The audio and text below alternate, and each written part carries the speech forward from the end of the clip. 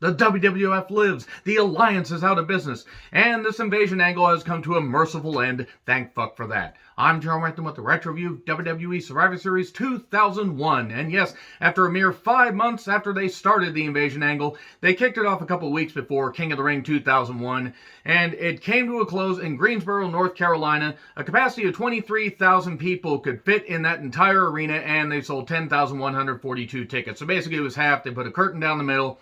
You know, they could have filled this thing to 23,000 people and maybe even had a closed circuit thing in the next building like Jim Crockett Promotions did in years past with Starrcade. But no, they decided to burn through piles and piles of money, piles and piles of ideas that they could have stretched out over a number of months, over a year, not even with the biggest stars. They could have had stars integrated, into this whole thing as their contracts came up from AOL Time Warner. But no, Vince McMahon and creative, they've just basically set fire to everything. Not even the rain, just all the money. It's not about the money, it's about sending a message. Really fucking disappointing. That being said, after rewatching this invasion angle, there were some good moments, some great moments, matches, moments, shows overall, some good Raws, some good SmackDowns, some good moments on pay-per-view, and then some where you're like, wow, they really could have done a whole lot better with this, and it's very fucking disappointing. But now they're left to pick up the pieces, pick up the pieces. I will be retro-reviewing the following Raw because, boy, there were some monumental moments on that one too, and then they limped to their conclusion to end 2001 with a few good moments and then a lot of messy stuff with Ric Flair and Vince McMahon being co-owners of WWE. Anyway, let me know your thoughts on this show in the comments, please. I gotta be honest, rewatching this, there were some really, really big matches as far as like, oh, they really stepped up the pace here. And then there were some where like, wow, this didn't even belong on Raw. This barely belonged on Heat, and I don't fucking get it. As far as the pay-per-view goes, the big matches delivered. The main event really fucking delivered. And then there were other moments where we're like, wow, they thought this was a good idea to put on pay-per-view.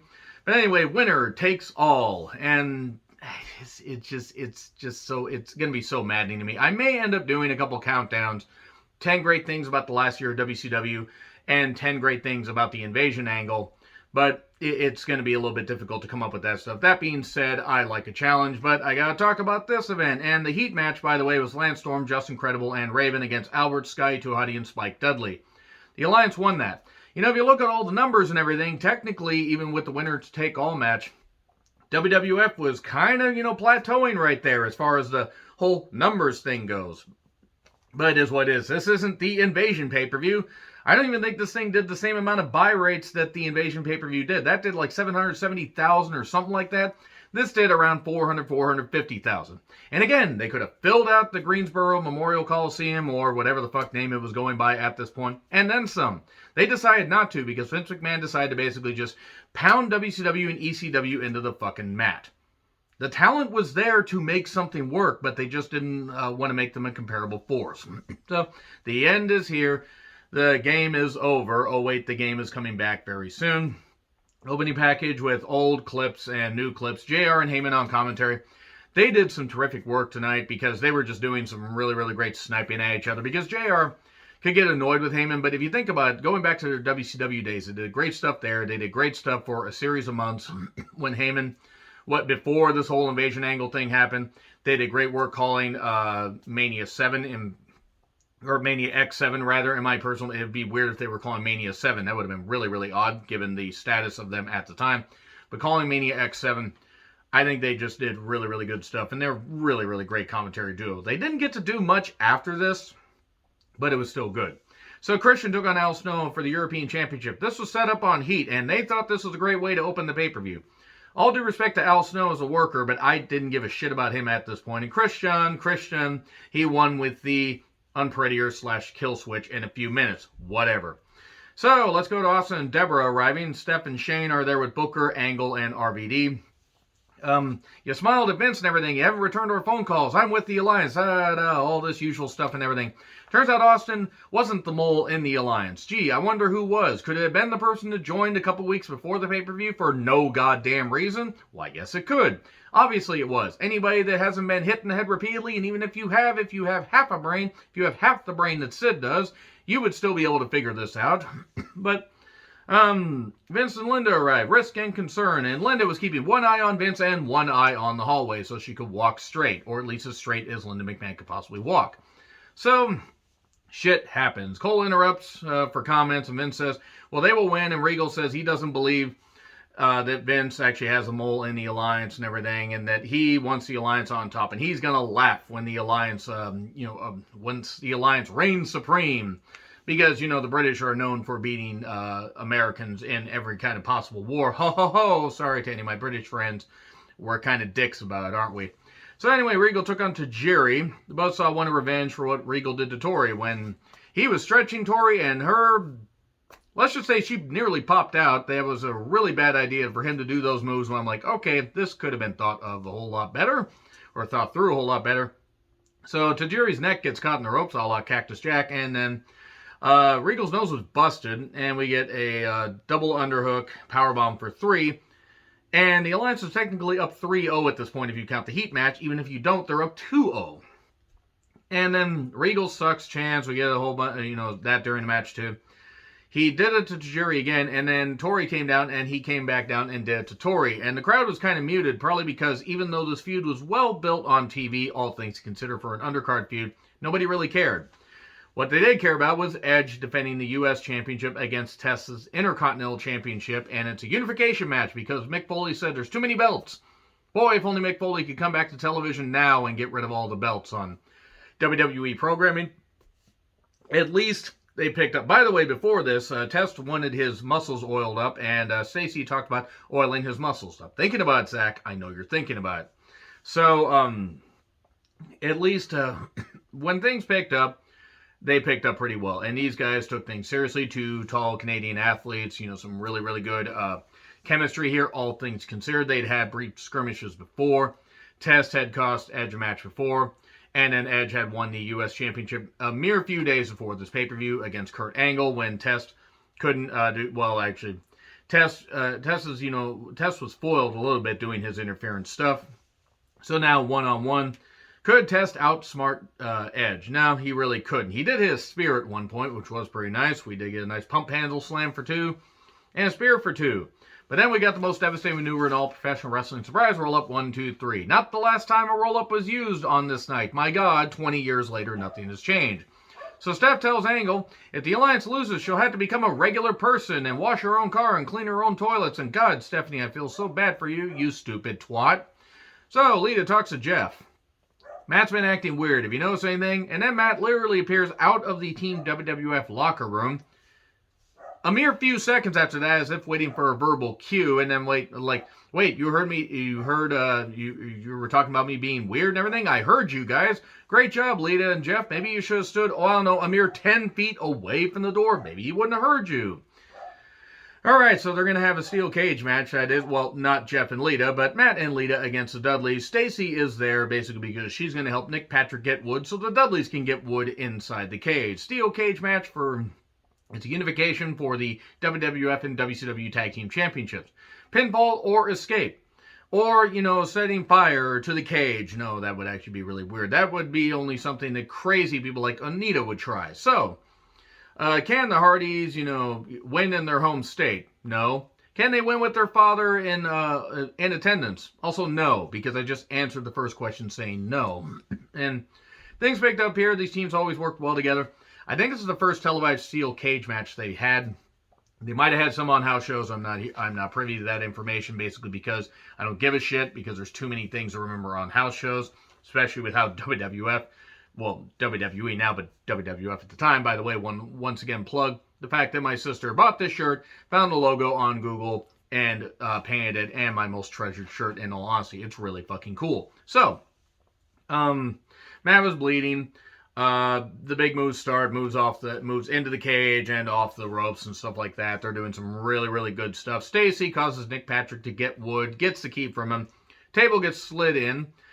Stacy basically using her assets, if you'll see what I did there, to get Nick Patrick's attention. Matt escapes first, but then that leaves Jeff 2-on-1.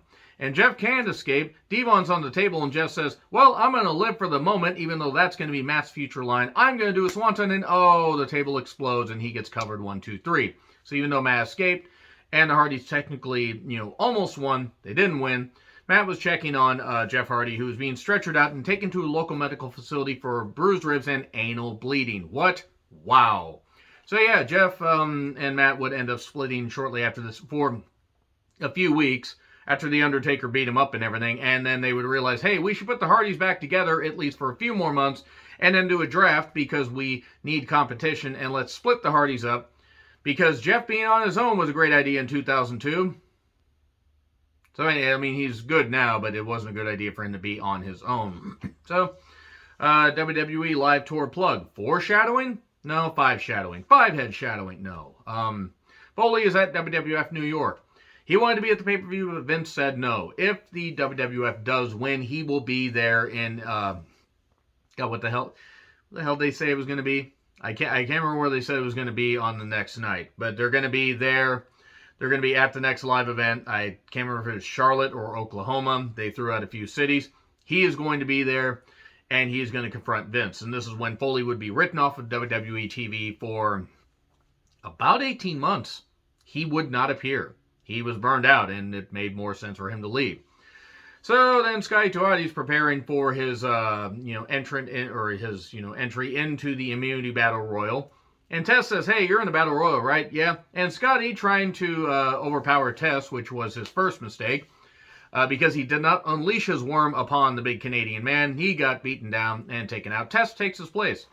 So, Immunity Battle Royal. Basically, the concept is no matter what side wins, whichever talent wins here, they cannot be fired for up to a year. Okay, that's not a bad concept. The Battle Royal also only lasted about 8 minutes. The people participating were APA, Lance Storm, Billy Kidman, DDP, Albert, Taz, Perry Saturn, Raven, Chuck Palumbo, Crash Holly, Justin Credible, Sean Stasiak, Steven Richards, Tommy Dreamer, Hurricane Helms, Spike Dudley, Hugh Morris, Chavo Guerrero, Funaki, and Test. Okay, so the match picked up at the end. It wasn't all that bad, but in all honesty, it wasn't very good. It was very rushed. I mean, and for a pay-per-view that went 2 hours and 36 minutes, and the main event got a lot of time. I mean, it got like basically an hour, including the entrances and the post-match celebration and everything, and post-match fracas, not brackus. This had to be cut for time. I also argue you could have not had Christian versus Al Snow open the goddamn show. You could have just had that on Heat, and you wouldn't have missed shit. Because, let's be honest, Al Snow in a pay-per-view match in 2001 wasn't really needed. But moving on from that, Stasiak gets eliminated before he gets tossed over the rope, and then the bell rings. That's not how eliminations work, but he's out because they hated Sean Stasiak for some goddamn reason. Maybe Vince was still upset about him leaving when he gave him the meat gimmick, or he was upset about him spoiling the plans for run-ins during, Shane versus Vince at WrestleMania X7. Either or he just didn't think much of Sean Stasiak. I had nothing against Sean Stasiak. I just don't understand why the fuck they did that. They could have rang the bell and then had him tossed out. They wanted. It's just weird. Heyman was upset because Taz showed up in the middle of the match, and I guess you can just walk down and do this because why the fuck not? And he was laughing at the fact that Taz got tossed out, and then Taz was trying to get at Heyman, and JR's like, you pissed yourself. You soiled my shirt. JR at this point was just knocking Heyman. It was just fucking great. Test 1, by the way, eliminating Billy Gunn. As proof that 2001 sometimes, is a bit of a precursor to the fact that Billy Gunn is still wrestling in 2021 and Test is not. Because unfortunately he did not make it anywhere close to 2021. Rest in peace, Test. So, yeah, Test 1 in a match that happened. Shane and Booker are backstage. Austin is the guy. Which guy? That guy. So Trish and Jaqueline. Thank you, Derb. I will never unhear that. Jacqueline in all seriousness, but I always hear it as Jaqueline. Trish versus Jaqueline versus Molly Holly versus Ivory versus Lita versus a surprise entrant in a six-pack challenge to crown a new WWE Women's Champion. And it is Jazz, who gets no fucking reaction at all. To be fair, nobody really knew Jazz in North Carolina. I mean, maybe a few people did. And I'm not knocking Jazz. I like Jazz. I mean, Jazz was made of glass and got beat up a whole lot, and injuries piled up on her, but when she was on, and when she was able to be in the ring for long stretches, she was pretty good. Really powerful, and had a pretty good feud with Trish, in all honesty. But she got no fucking reaction. There were the entrances took 3 minutes. The match was 4.5 to 5. Because they didn't respect the goddamn women at this point. Now, to be fair, Trish would become a much better performer in the ring in, subsequent years. Lita was I would argue Lita was about as good as she was ever going to be, especially after she suffered a neck injury and came back. Molly Holly was a bit of a veteran. Ivory was definitely a veteran, and I'm not knocking. I like Ivory. And Jacqueline, same thing. It was a good mix, but they rushed. It was rushed and messy. It wasn't bad for the effort, but it was bad as far as how much time they gave it. I hate to say it. If they had cut a couple minutes off of, like, you know, again, if they had just cut Christian versus Al Snow, because I don't know why I loathe that match so much, they could have really given this match a little bit more time. And maybe the women wouldn't have been caught up in the roast and botching and doing all this stuff because they were trying to remember about 10 minutes worth of moves and cram them into 4.5. Stratisfaction, by the way, on Ivory 1, 2, 3. Trish wins the women's championship and would go on to feud with Jazz a little bit later. Heyman and JR argue. I'm not going to miss you at all. Well, who gives a damn what you're... Because JR is just like, at this point, he's just like, fuck it, I'm going to knock him. And rah-rah speeches before the main event. Vince goes over the names of the past and says, you guys got to get along. I don't want to be looking at 5 losers. No fans will forgive you if you lose. And video package on how we got here. The entrances, I'm not fucking kidding, took 10 minutes. From Shane's entrance to The Rock's entrance. Now, I get it. They wanted to give this a big fight feel. And that's cool and everything, but they really... They could have crammed a couple entrances together. It was what it was because, like, you know, an hour, but they were giving us a lot of time. And given the fact that it is Team WWF versus the Alliance, I get it. I also just think they could add 10 more minutes to this pay-per-view. Wouldn't have hurt. But yeah, Jim Cornette could replace you tomorrow night, JR to Heyman. Why that was funny, I don't know, because Cornette was in Ohio Valley Wrestling at the time and would be there for a number of years. So, Team WWF. Rock, Taker, Kane, Jericho, and Big Show, because Big Show replaced Vince because Vince said, hey, wait a second, I don't really need to be wrestling. I'm probably injured, or this match isn't going to be as good if I wrestle. I'm taking myself out. And Big Show, you're going to feud with Shane. You always beat Shane. He didn't remember Backlash 01.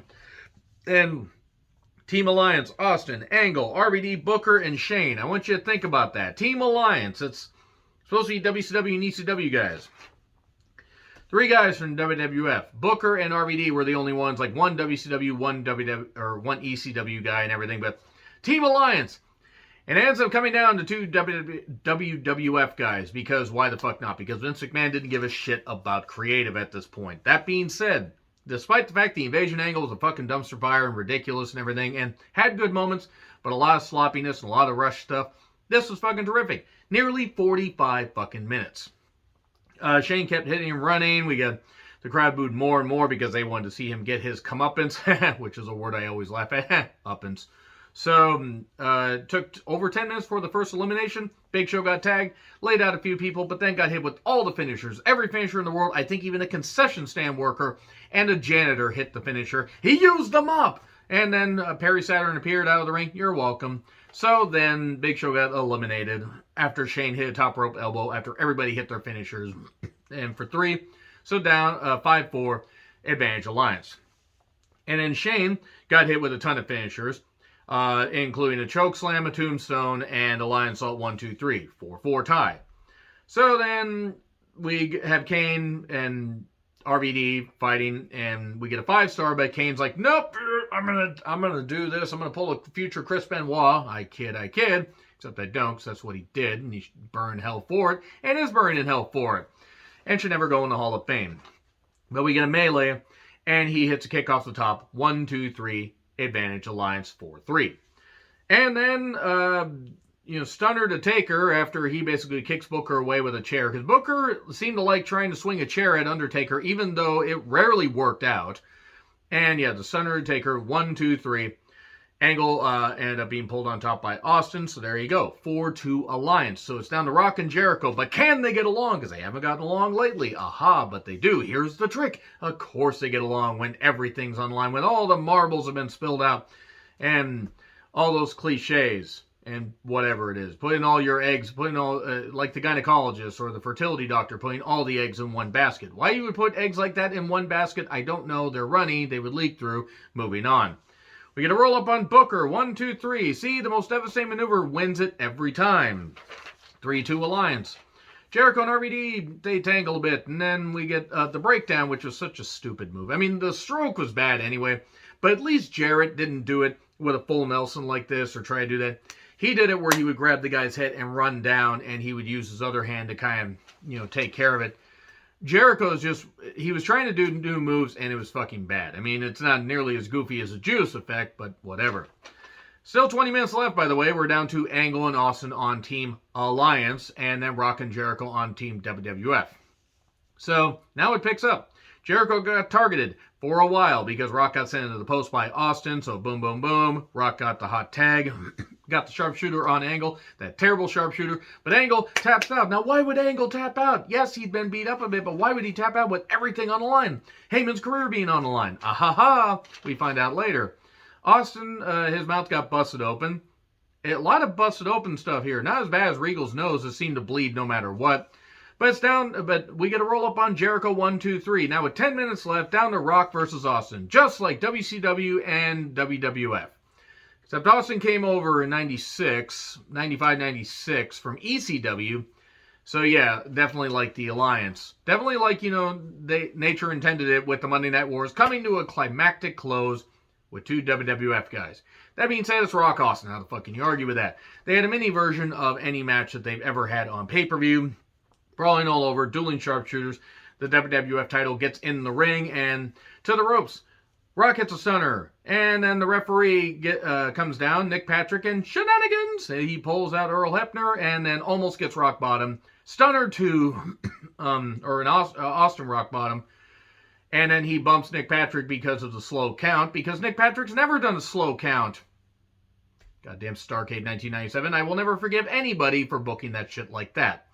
But Sting wasn't tan enough. Fucking idiots. 2 ref bumps.